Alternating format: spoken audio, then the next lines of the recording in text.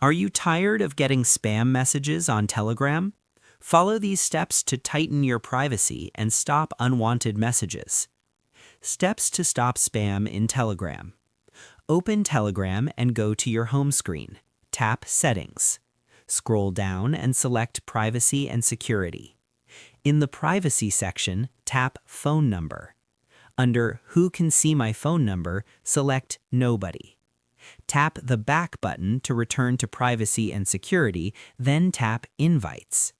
In Who Can Add Me, select Nobody. Tap the back button again, then tap Calls in the Privacy section. Under Who Can Call Me, select My Contacts. These changes will significantly reduce spam messages, unwanted invites, and random calls on your Telegram account, keeping your privacy intact. Thanks for watching, and I'll see you in the next tutorial.